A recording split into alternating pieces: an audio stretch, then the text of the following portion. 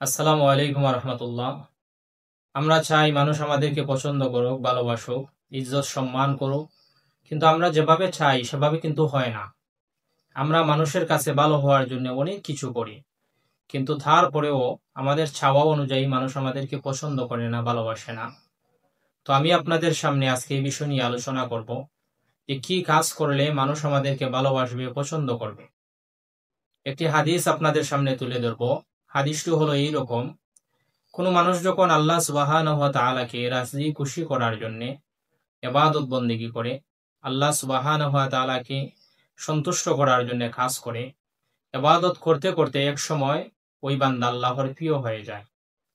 মানুষটি যখন আল্লাহর প্রিয় হয়ে যায়, তখন আল্লাহ সুবহানাহু ওয়া তাআলা তার ওই বান্দাকে ভালোবাসেন। আল্লাহ পাক শুধু ভালোবাসেন না, আল্লাহ সুবহানাহু ওয়া তাআলা হযরত জিবরাইল আলাইহিস সালামকে রেখে বলেন, হে জিবরাইল, আমি আমার ওই বান্দাকে ভালোবাসি, তুমি জিবরাইল আমার ওই বান্দাকে ভালোবাসো। তখন হযরত জিবরাইল আলাইহিস সালাম ওই বান্দাকে ভালোবাসেন এবং হযরত জিবরাইল আলাইহিস সালাম আসমানের সমস্ত ফেরেশতাদেরকে ডেকে বলেন, হে ফেরেশতাগণ, আল্লাহ সুবহানাহু ওয়া তাআলা তার অমুক বান্দাকে ভালোবাসেন, আমি জিবরাইল আলাইহিস সালাম অমুক বান্দাকে ভালোবাসি, তোমরাও তাকে ভালোবাসো।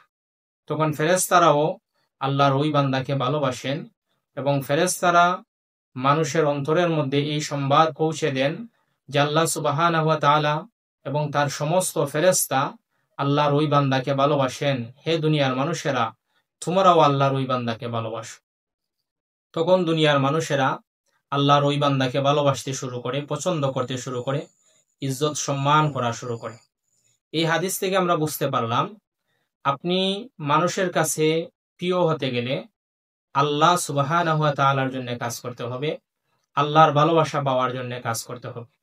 মানুষের কাছে ভালো হওয়ার জন্য আপনাকে কিছুই করতে হবে না।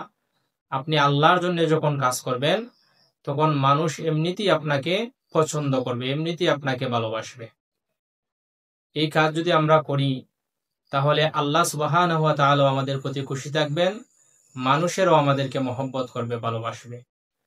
প্রিয় ভাই ও বন্ধুগণ, আমাদের ভিডিওগুলো যদি আপনাদের কাছে ভালো লাগে, কোরআন হাদিসের কথা যদি আপনার কাছে ভালো লাগে, তাহলে আমাদের চ্যানেলটি সাবস্ক্রাইব করে পাশে থাকুন। আর আপনার যদি কোনো জিজ্ঞাসা থাকে, কোনো প্রশ্ন থাকে, তাহলে কমেন্ট বক্সে লিখে রাখুন।